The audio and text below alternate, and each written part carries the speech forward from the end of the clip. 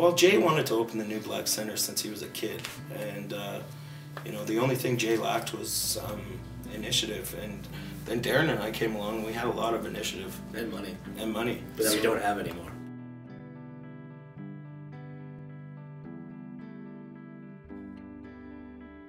Jay took most of it and built this place, and you know, he left it to us in such a great legacy that we have been starting to, you know, we basically, this whole place, seriously, in all honesty, this whole place was a thought.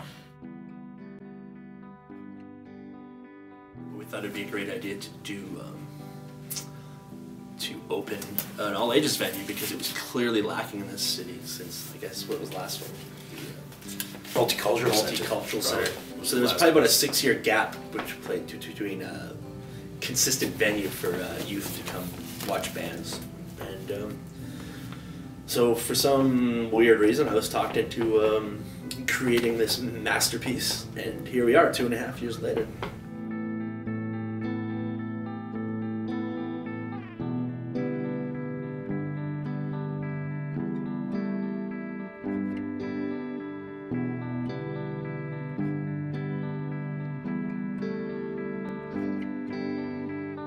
We're a non-for-profit, so basically I am the captain of the starship, would be the term right now, and he is the guy that...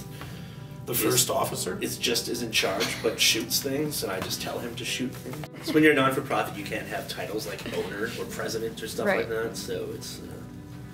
you just got to be important. You gotta make stuff up. We have a lot. The thing is that we're only 2 people of a lot of people that make this place happen.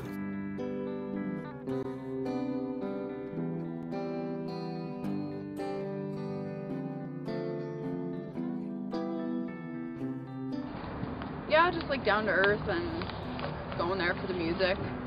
I would say like there's no alcohol or any of that here, so it's strictly music based. So yeah, I definitely support it. I think that's appropriate for like new bands starting off.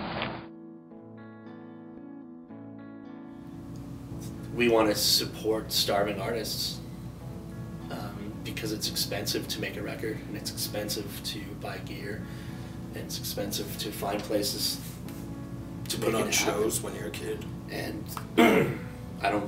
we want to be, and we understand that because we've all played in bands or been part of the scene or booked shows our whole lives, and we know the difficult things. So what we're trying to do is really just build it and lay a path for other kids so they don't have to worry about the nonsense of what it takes to book a show or to jam in a basement, to keep it down during supper time.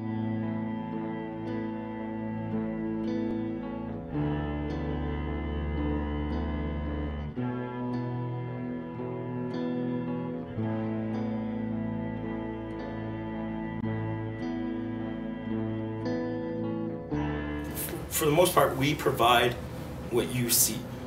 Stage, 2 security guards, lights, sound system, sound tech, and posters, tickets. We also distribute the posters, but what we don't do is we don't tell the kids what bands to bring in here. We don't ask them to put certain bands on. I don't care who plays your gig.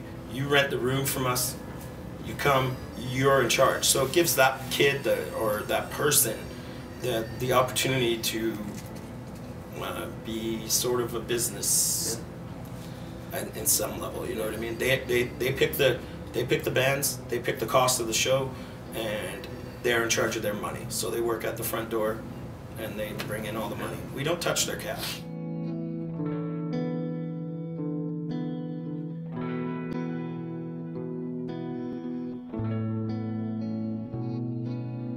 I was actually just told the other day, actually, by a band who is still playing right now, and they came up to us, they came up to me, and they were just bumping into me and told me, you know, we were just thinking, man, all of us together, that you guys, you were here from the beginning. Like, we played Toast and Jam, we were like a startup band, we were 15, now they're all like 18, and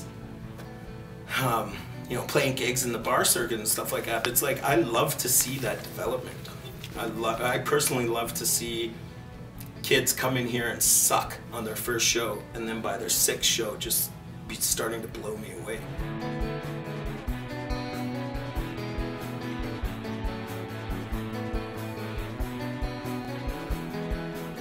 It's funny, we've been here for 2.5 years, and we're still, every day I still run into people that have never heard of the place, or just finding out about it, and they're excited, and the buzz in the street now just continuously builds, which is cool, because a year ago you would have assumed that every single kid in this city has been here, but it's not the case, and it shows that this city is a giant metropolis, and we are one little piece of it. But the fact that the New Black has impacted enough kids and has made a dent in the community of music and art as much as it has been a huge, giant accomplishment. Changes?